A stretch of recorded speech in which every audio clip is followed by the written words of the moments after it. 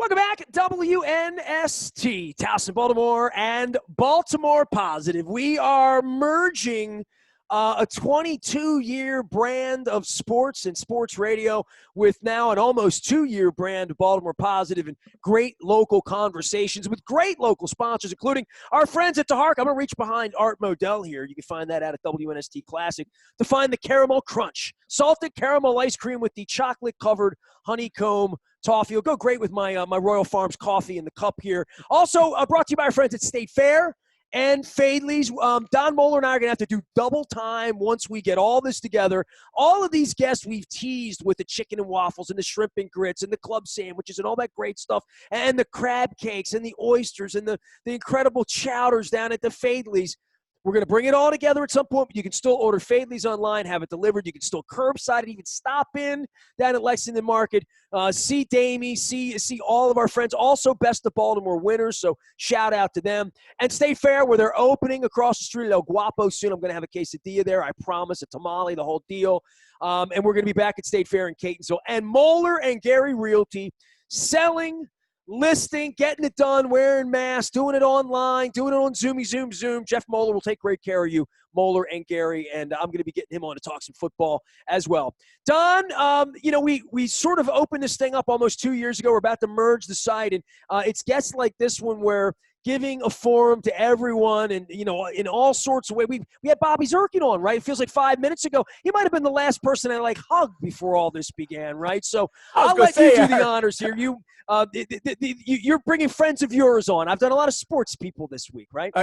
Listen, our guest today succeeded one of your buddies in the former Senator Bobby Zirkin. She walked into those shoes in the 11th District after being a very successful delegate and really a lifelong passion for public service that we're going to talk about. It is a pleasure to welcome to what Baltimore magazine say, Nestor? Baltimore's best conversation? That's what they say about us. I just say what they say. That's all I say. So it is a pleasure to welcome to Baltimore's best conversation and Baltimore Positive, Senator Shelley Hettleman. Shelley, welcome aboard. Thanks so much for having me, and congratulations. Oh, well, you can compare her to Zirkin. Am I going to run into you every Saturday and every Sunday before and after every Raven? You're going to be going to Houston with me? Because Zirkin's on every plane with me the last 20 years, I think. I'm going to let Bobby have that territory with you. Well, Shelley, thanks again. One of the things, and we've known each other for a long time, and we'll talk about who you've worked for and a number of lessons that you learned from those great folks. But one of the things that jumped out at me before we get into policy and what you're working on, and we had your good buddy Brooke Learman on not long ago, and she talked to us about what she's working on. But one of the things that struck me about both you and Brooke is you have this long history of public service. You didn't just wake up a couple of years ago and say, I think I'm going to run for the House of Delegates. That sounds like fun. You've been at this a long time, whether it was in Jewish charities or Park School or working as a scheduler for Senator Mikulski's campaign back in the day. Where did that passion for public service come from? Where did young Shelley Hettleman say, I'm going to do these things? I don't know, to tell you the truth. I'm one of these geeks that was involved in student government in high school. Pikesville High School. In Pikesville High School, yep. Alma mater, just down the road a piece. I was a sergeant at arms once. They threw me out. I can't explain it. It's true. I ran for sergeant at arms in my elementary school. I haven't thought about that in a long time. But yeah, I was involved in student government. I actually wasn't involved in student government in college, but I did start to get involved in politics in college. And I really, I guess, sort of found my passion then, realizing that government was really a way to make people's lives better. And it was a tool, if used effectively, both on the politics side and the policy side, that could really help people. And so I think it started, from that. Was that something, was that in your, I always like to know what families talked about at dinner. My wife will say, Shelley, we had very different backgrounds. She's from South Jersey. I was from here in Catonsville. But on both sides of my family, my mom's side and my dad's side, incredibly political. So from a little kid, they were fighting and throwing food at each other. You know, some were conservative, some were liberal, and politics was just part of what we did. Was politics and public service part of your dinner table? Not really. I mean, I will say we had a very traditional household. My dad, when he came home from work, we sat down and had dinner together every night when I was a little kid. We talked about issues, but we didn't really talk about politics that much. I always knew, like, it was expected of me to go to college. It was expected of me to vote and be an active citizen, but my parents weren't involved in the community quite that way. And I think I found my stride in college. And then I met my husband when I was a teenager, and his family was very involved. And I guess that sort of nurtured that part of me. Giving back to the community was something that I guess was nurtured in me growing up, and was important. Family was really important. But I moved here when I was 7 years old, but I lived 3 different places first. So when my parents moved here, my mom said to my dad, I'm done. I don't want to move anymore. I want to put down roots. And so I was a little bit of an outsider coming in, even though it was just 2nd grade. My parents hadn't gone to high school with my friends' parents. And I didn't have family here. So it felt a little unrooted for a while. And then I married into this Baltimore family and really, learned a whole lot more through Senator Mikulski's campaign, which was my first real job. I had never been to Patterson Park. I remember they told me I had to go do some campaign event or something in Patterson Park, and I was like, where is that? Now, if Shelley, I'm going to make an admission here that I've made this summer. COVID has created situation where we stay close. I live at the Inner Harbor, right? And my wife and I walk through the city, and I've been married 17 years. I've lived at the Inner Harbor 17 years. I'm from Dundalk. I spent a lot of my formative years in Highlandtown.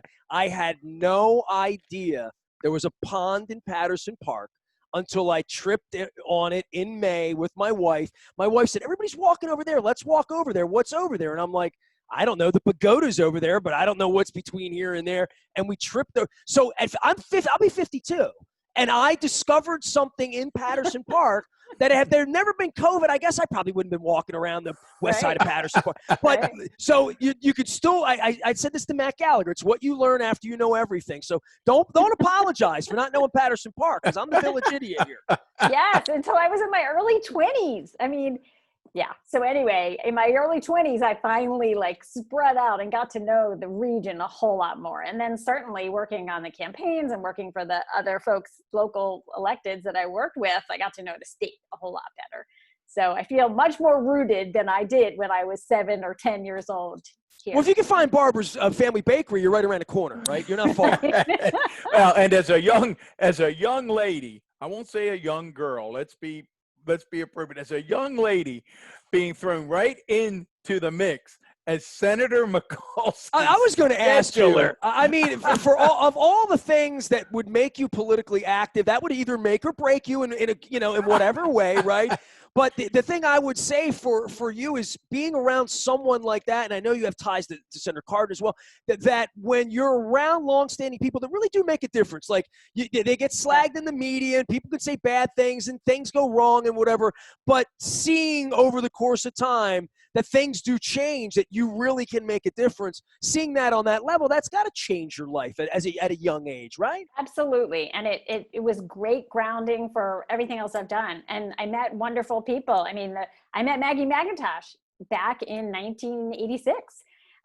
Senator Mikulski's first Senate campaign. It was very exciting. She was the first woman elected in her own right, first Democratic woman elected in her own right to the U.S. Senate. Maggie McIntosh, zoom forward years later, and she's my chairman. And we're dear friends now. And, going into public office in 2015, I had relationships with a lot of people I'd met along the way. So we always like to say, Shelley, when someone references a former guest, if you're listening to us, and we are with 11th District Senator Shelley Hettleman, talking about her longtime buddy, Delegate Maggie McIntosh. Jump back into an early episode of Baltimore Positive. Listen to Delegate McIntosh. Just absolutely terrific. And we talked a lot about the crab cakes at Faidley's. You can still get them, and we would be sharing them with you right now. I don't want you to think that we show any this. The pandemic, man, the unintended consequences. No crab cakes for you this time. Sorry. Well, Shelley, you have a unique district, and what I want you to describe for your listeners is we had Councilman Patoka and Councilman Schleifer on from Baltimore City, Baltimore County last week. And they talked about how lines on a map really are just lines on a map, that there's so much regional cooperation needed and necessary in your part of the county. And I know you share that view. You take a real regional approach to issues. But for folks driving around the Beltway now saying, 11th district, I wonder where that is. Describe your district for folks, Right. Shelley, so they get a picture of it. Sure. Of course, I feel like I have the best district in the entire state. People say that Maryland is like America in miniature, and I kind of feel like the 11th district is like Maryland in miniature. It is urban, rural, and suburban. We have the urban parts that go right along the city line. Like I can walk less than a mile away, Right. much less than a mile away, and be in the city. So there are parts of my district that are behind Reisterstown Road Plaza, right near where the gas explosion was. That's right along my district and right along the city line. Suburbia, we have parts of Pikesville, all of Pikesville, parts of Owings Mills, parts of Ruxton, Lutherville, Timonium, and Cockeysville. We jump over. I mean, that's quite a district, Shelley. Keep It going. is. A lot of That's good amazing. places to eat there. That's an I'm promising you amazing that. district. I know that. Lot of good restaurants if you want to take a food tour. We jump over York Road just between Padonia and Warren. So we take in Delaney High School. We have a lot of golf courses too, for some reason. A lot of course, public schools, a lot of independent schools. We have the Valley, big, parts of Green Spring Valley. So we have the URDL, the Urban Rural Demarcation Line. People are very concerned about farms and about pastures and about development out there. And then we have, suburbia, kind of where I am, where I grew up, is a big swath of the district too. How many people in your district, Shelley? For about folks 118,000. 118,000. So, Yeah. you represent a lot of folks. You get in a district like that, Shelley, when you jokingly said I have the best district, but I'm thinking as you describe your district, that's a pretty diverse district. Do you feel as if, as an elected official, you get a pretty good handle on what the county as a whole might be thinking because of your district? Are you like a focus group almost for the county? No one's ever used us as such. We're probably, I would guess, probably a little more progressive than other parts of the county. But my eastern side of the district is a little more conservative. I have big pockets of Latino community in Cockeysville, Latino community in Pikesville area, African-American community in Pikesville and in Owings Mills, middle class and wealthier white community, and then everything in between. It's a pretty diverse and growingly diverse community. So I hear from folks a lot, pretty active. I hear from folks about things that interest them in the county, but the number one, this fascinated me. We keep track of issues, what we hear from constituents during the legislative session, of course. And in 2019, not this year, but the year before, the issue I heard about most from constituents. Mind you, I live in Baltimore County. Now, this is a quiz. Don't give us. This is a Nestor quiz. likes to answer these questions. What do you think, Nestor? Carnett, what was the issue she heard the most about? I'm terrible at guessing. You tell me. Funding. You want to guess, Don? Well, I'm going to say public education funding. Nope. No. Funding of the Baltimore Symphony Orchestra. Really? Congratulations, Well, Peter Chung will be happy to hear that. He's done his job. Yeah, I mean that was Wow. It's still an issue, but it was a big issue then. They were going through a lot of tumult, and people were really concerned in my district. So this is an area that's very interested in what's happening in the city with regard to culture and music specifically here. But so yeah. you've been a successful delegate, and all of a sudden, come the first of the year, you're now the senator from the 11th. Bobby goes on to pursue other dreams, and the next thing you know, we're smack dab in the middle of a pandemic. I don't know if that was on your dance card for 2020, Not at all. but talk to us about, and we could talk for hours and we don't have hours, but Shelley, talk to us about governing in a pandemic, and I guess identify for us key issues that you and your colleagues are focusing on. And one of those will be money, but we want to give you some oxygen to talk about issues that are really bubbling up for you as we try to combat this virus. Sure. Sure. There are a lot of issues, certainly budget issues among them. So we're not out in spending in stores, right? So our sales taxes are down, any income taxes are down, people are out of work, unemployment demands are up. We're not in a normal economy right now. And so we are going to have what's expected a budget shortfall. And we're looking at $2 billion for FY20 and 2.6 for FY21. So that's a really difficult situation to go into, having to fix the year that we're in and then going ahead, looking ahead. And we have pretty substantial needs out there. We're looking at students who are starting school virtually in almost the entire state. And there are many students, some of whom we can't even know how many, who don't have access to the internet, right? So we are expecting students to log on and to see their teachers and to interact with their classmates on Zoom and other platforms. And we're not even sure how many kids can't connect because they don't have internet or computer. In Baltimore County, go ahead. I'm sorry. We've done a pretty good job of, distributing laptops, but education is up there, especially the governor vetoed Kerwin. Obviously, we're going to have to do some changes in Kerwin. We had a stopgap measure saying that if we were in a really bad economic situation, that we, would need to take a timeout and kind of relook at that because it makes some hefty demands on our budget. But what higher priority, do you have in education other than in the middle of a pandemic, healthcare?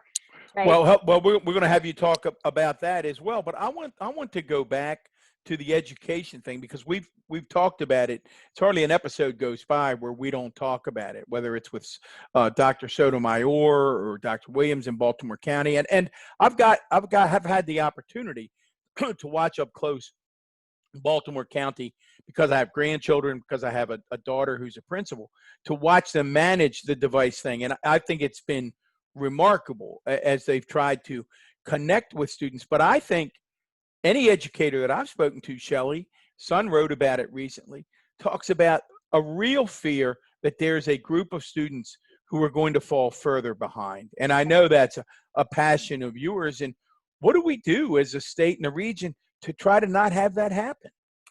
We need to identify who those kids are. We need to make sure that we get hotspots to them. We need to have conversations, and maybe sometimes they're tough conversations with Verizon and Comcast and say, hey, we got to do better. That's an incredible battle in the city, right? In every city in this country, right? In Baltimore County, too, northern Baltimore County. I mean, talk to some of the legislators up there, and, they're furious at Comcast.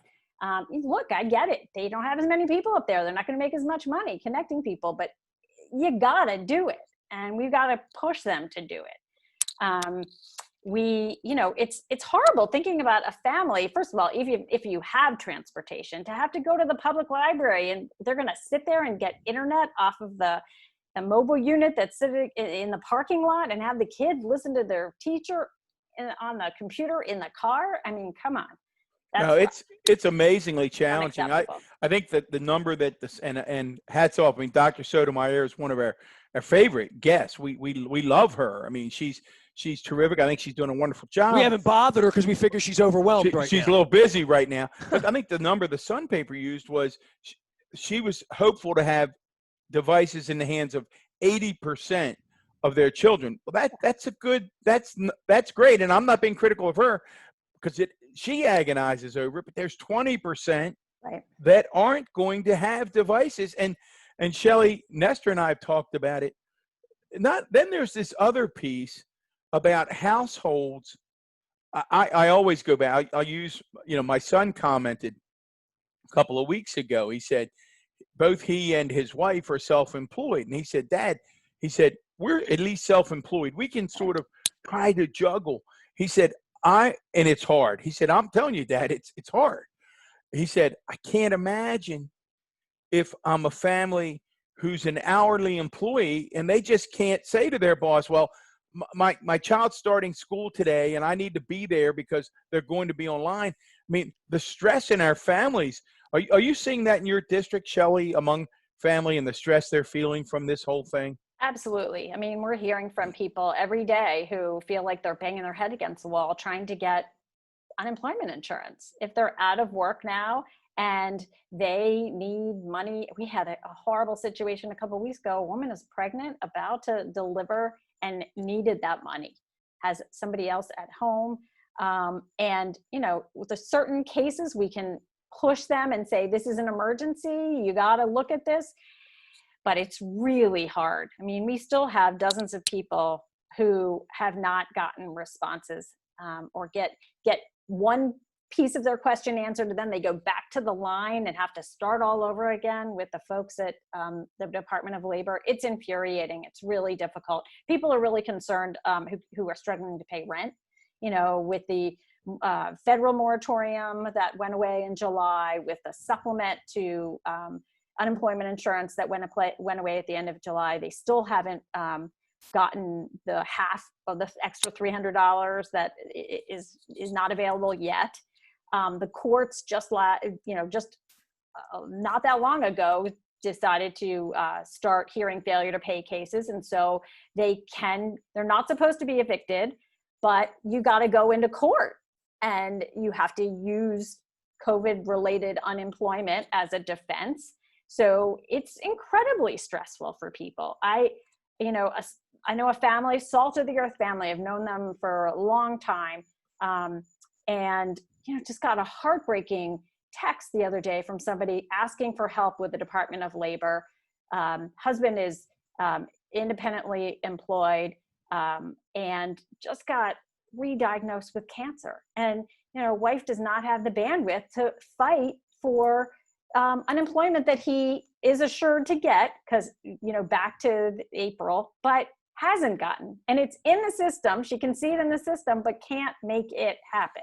So it's heartbreaking to hear stories of people who are really stressed and really struggling. Now, along with what your son said, I have grown children. I got one at home who just graduated and is searching for a job now. And it's really tough, as a 25-year-old to be living with your parents and searching for a job. But parents now, whether you're both home or single parent, essential worker, and you have young kids at home, I don't know how you do it. I mean, if you have to go to work and you have to leave kids home to fend for themselves with school, it's not a good situation. It's uncharted territory. And Shelley, you mentioned the housing issue, and that's another one that Nestor and I have tried to dig into over and over again. I know you've been very active. You've actually been in committee hearings and leading initiatives.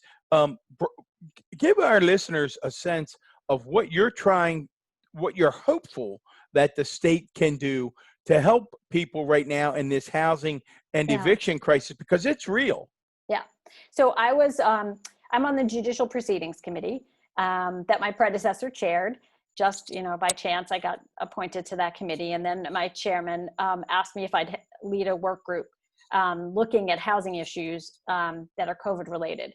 And so since the middle of May, we issued our report in July, and we made a series of recommendations to the governor, to the housing department, to our federal partners, and to some other folks. And really, I think one of a couple of big needs were apparent. One is the state has not done enough with regard to eviction prevention.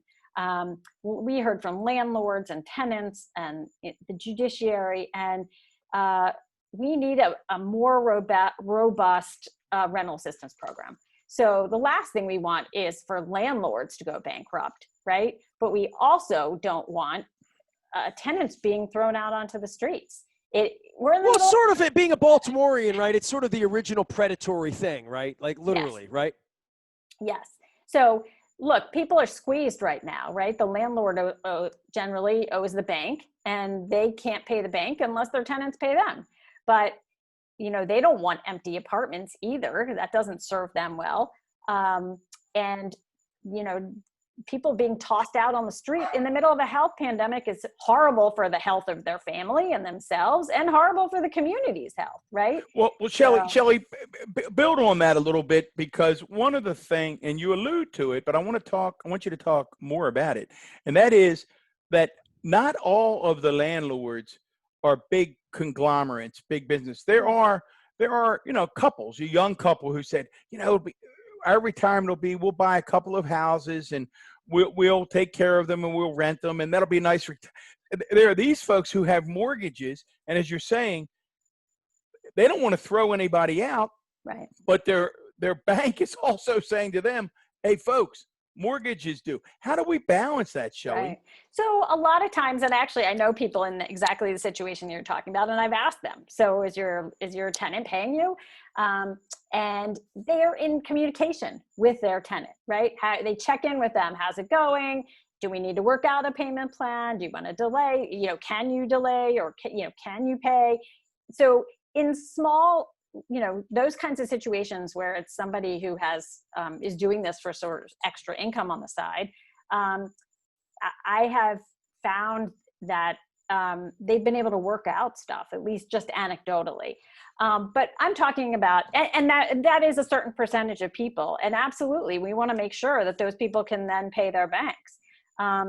But we're also talking about big apartment complexes, right? And big business, where it's much more sort of rote. And, they're spitting out the bills, and they're working with their managers to make sure people are paying on time. And so it's a little more difficult to encourage that kind of communication. Although I will say the landlord or advocacy groups have encouraged it among their members to communicate and to try and work things out. Unfortunately, what has happened is we've sort of been kicking things down the road, right? Nobody has forgiven any debt. It's just at some point a bill is going to come due, and people are going to have to pay. And look, everybody expects when you move into rent an apartment, you have to pay rent. I get that. At the same time, we're in such extraordinary circumstances that we, I think, have to give a little grace to everybody and a little bit of kindness, and kind of see what the situation is. And, the courts have a big role to play here. And we don't know yet, because it just started, to see how that COVID-related defense is working. I can tell you that the advocacy groups who represent people, low-income people, their caseloads are up. They definitely up. So we're going to have to keep an eye on it. The best thing to do, and that is supported, was supported by the Republicans and Democrats in my work group, and the landlords and tenants, is to have more government assistance, right? This is nobody's fault. This is an act of God. And so government needs to step in a circumstance like that and help out. And, the counties have done it, right? Baltimore County has had 2 phases of a rental assistance eviction prevention program. Anne Arundel, Montgomery, the city has a large one. And we want to counsel people. And Baltimore County has contracted with a nonprofit group to do that, to help people through this and give them guidance. But, once you get to a court system, it's really complicated area of law. Most people don't have lawyers. The landlords, most of them do have lawyers, or at least have people who've gone through this system a lot. The system itself is really challenging. So we have to keep our eye on it. And that's, a commitment I've made as the chair of this work group, and I've talked to the chairman about it, that, we're going to ask for people to report back to us in the fall about some of the recommendations we made, and, are they implementing any of them? And then just to see what the rolling back of the additional federal unemployment insurance and the opening up of the courts, how it's affecting people. Well, So, hope you'll keep us in the loop on that one, because that's such an important issue. The other one that Nestor, anybody that's listened, Nestor knows that Nestor since day one has been passionate about Kerwin, and he continues to ask his good friend Kiefer Mitchell and my buddy Kiefer Mitchell to please get the governor on. We'd be really nice to the governor. We're polite to everybody that comes on, but we want to have a real frank discussion with Governor Hogan about really two bills, Kerwin, and we want to talk about the Built to Learn Act, the School Construction Act, which is tied to Kerwin. right. Well, everything about education. We were talking about Kerwin a year ago, right? Right. And now we've just spent 30 minutes, and 30 minutes with every person we talked to, quite frankly, Senator, about education, because it's the burning thing. It's September, and it's fragmented and it's uneven, and I think we all know that. We're being told it's safe by one half of the government, but not so. So I think all the way around, education is no longer, well, let's build another bridge across the bay, or education's no longer something we'll kick it to the next governor or the next thing. It's first and foremost in everybody's mind, I think, right? Absolutely. No question. The quality of your education is so incredibly important. You know this, Don, from being a county executive and working with a county executive. It's so incredibly important to your workforce, right? You get, I think I heard somewhere along the line that one of the biggest predictors of whether businesses will move into your community is the quality of the public school education. Oh, I don't think there's no doubt, Shelley. Yeah. That came up as an economic development issue, Absolutely. and all the way up through the community college, workforce training issue. Absolutely, it's what employers look and businesses look to do. So we're gonna put you on the spot. How do we? Governors vetoed them. We've talked to Senator Ferguson. We've talked to the Speaker, Speaker Jones. How do we get these two programs back on track? Baltimore County's got money, Shelley, as you know, sitting there waiting, millions of dollars waiting to build schools, just waiting for the state to say we're in for our share. Right. So how do we get these programs back on track? Well, the first thing is I think you got to bug your friend Kiefer, get the governor on. We're trying. Right? We're trying. Michael Ritchie. I've never heard a true defense of other than, oh, it's really expensive. It's expensive. Yeah, so's ignorance. I mean, we're all finding that out. And Shelley, I don't usually disagree, but you called this an act of God, like the COVID situation. I feel like it's an act of really poor government, at the top. I mean, this did not have to happen. I did not have to not go to the Ravens game this week or anybody else. The kids in school, I mean, we always knew at the highest level, they made movies about this, right? Other than the aliens coming down here, the only thing that was going to get us would be something like a pandemic. And all of this, it feels so self-inflicted to some degree.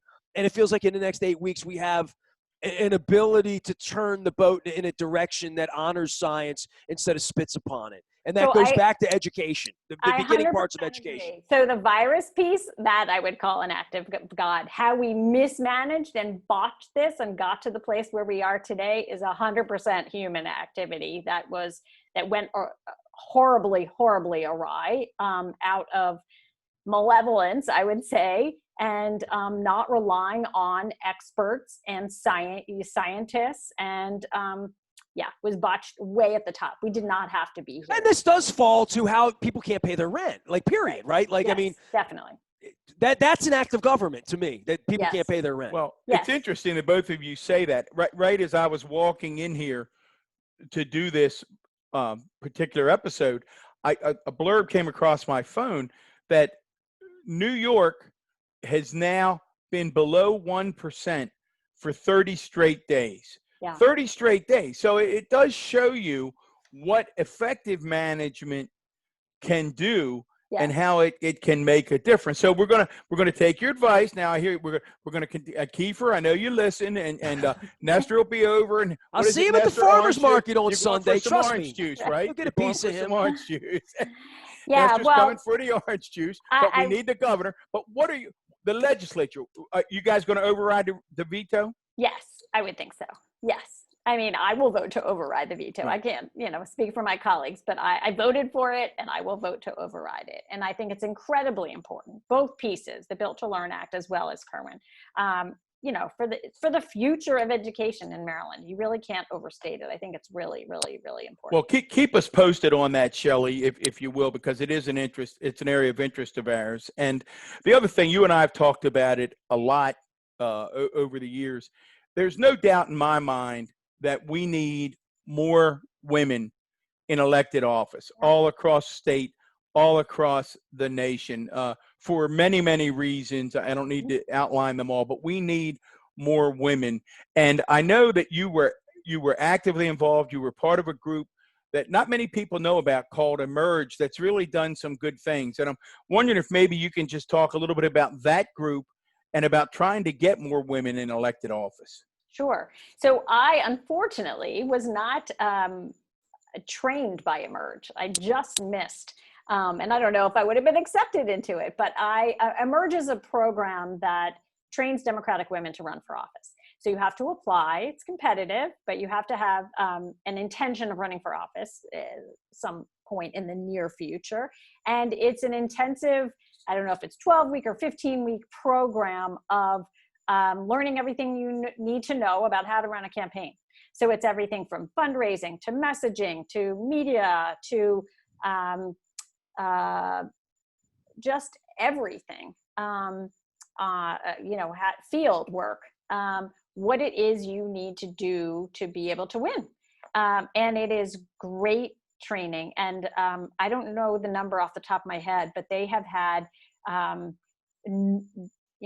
probably more than a dozen women who've gone through the program who've been elected to office in Maryland. It's a national organization, and there's a chapter in Maryland. Martha McKenna is the chair of the Emerge board. Diane Fink is the executive director. They have what are called, in fact, there might be one now called A Taste of Emerge. You can go online and look at Emerge Maryland if you Google it, and go through kind of a sample of what it would be like to be part of the program.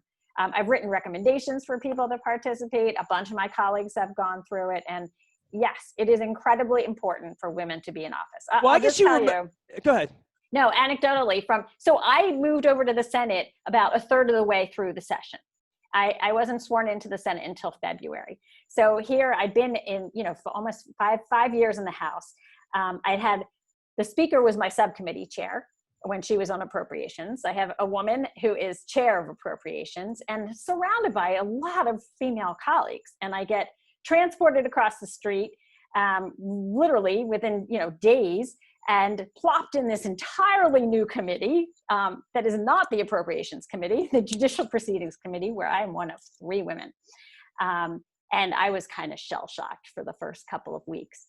And I knew a bunch of senators from having worked there for a number of years, but it's a really different place in terms of just the number of women and being connected with women. And it didn't really hit me until I was there, how there are fewer, even as a percentage, fewer women.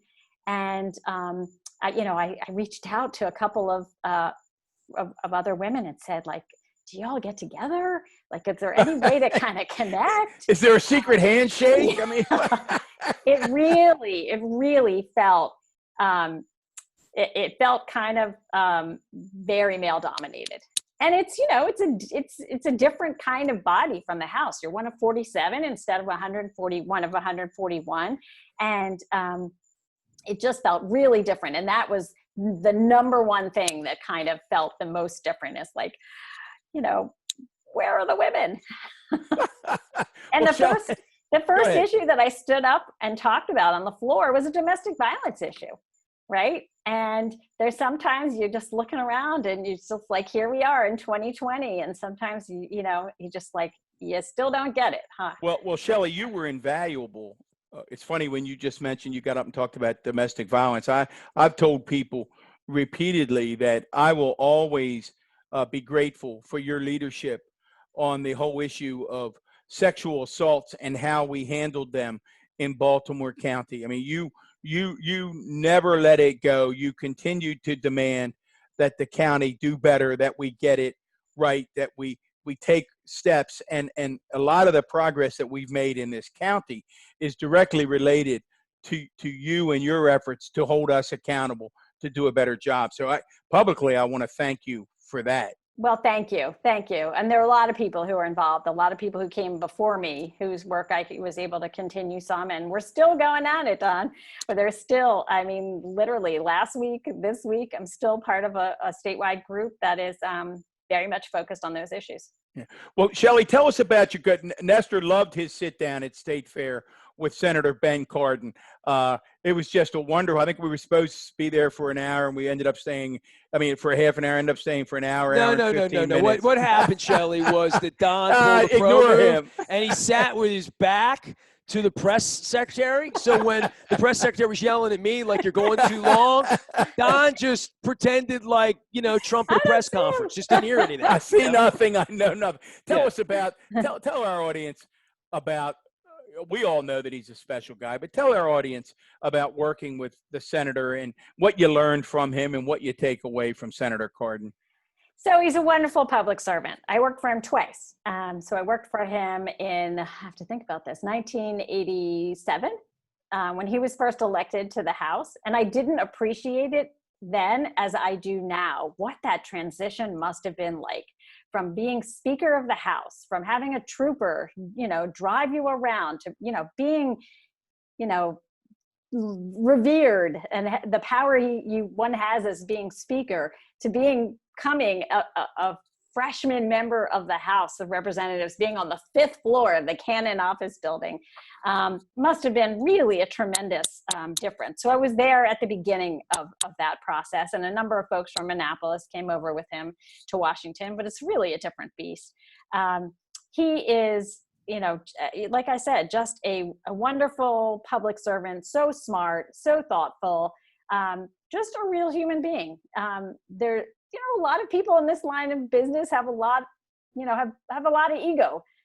He does. You think? You think you're running? That understatement of the year. But he's just a kind man. Really cares a lot about people. Very little staff turnover. People love working with him. Just always just warm and real, and just a wonderful person to work for and with.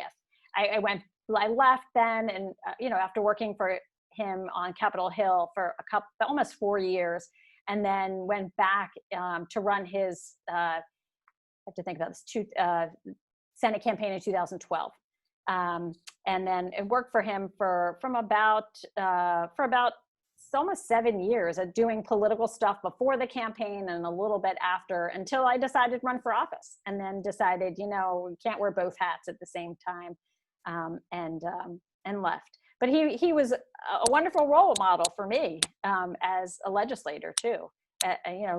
Having the benefit of seeing him consider policy, how he interacts with constituents and staff, and just was a terrific person to learn from.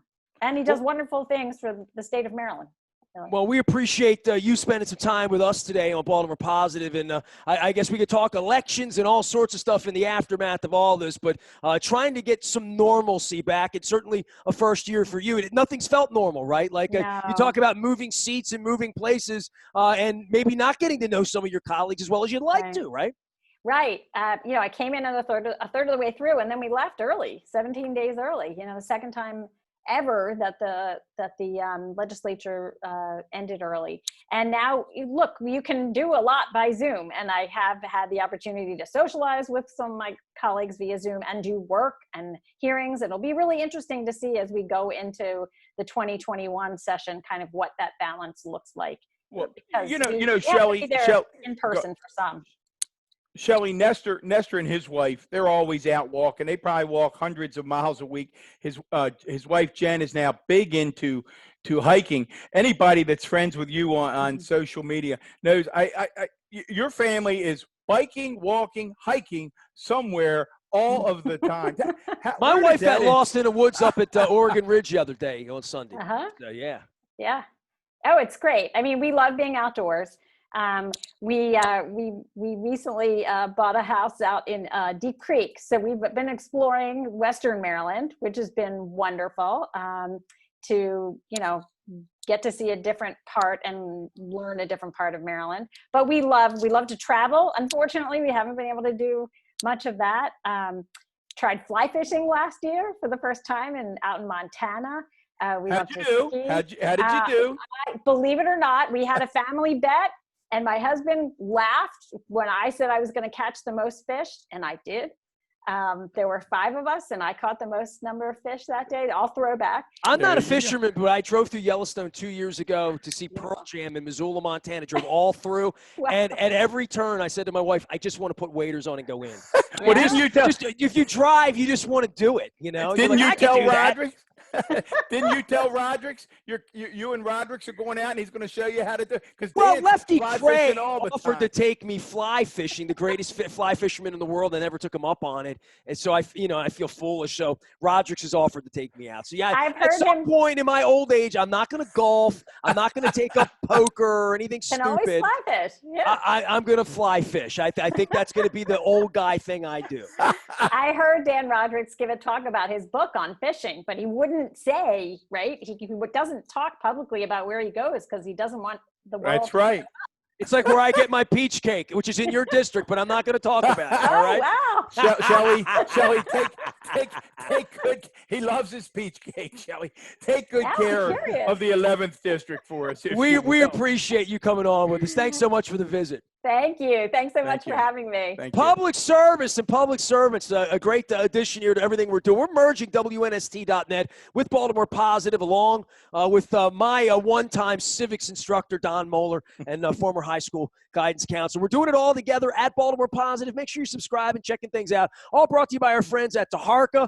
I've been eating a lot of vanilla bean ice cream. I've just got to be honest with you. I've just fallen for the simplicity of the sweet vanilla cream ice cream with the flecks of vanilla beans. I've been eating so much of it that it's all gone right now. Also, our friends at State Fair and our friends at Fadley's, where we hope to get back soon to crab cakes and shrimp and grits and chicken and waffles. In the meantime, watch my Fadley's crab cake video or how to pick a crab video and have some fun with that. Also, our friends at Moeller and Gary Realty. Jeff Moeller's out closing on deals, getting houses done. I'm about to put my house on the market. Moeller and Gary Realty. Find them at Moeller and Gary on the web.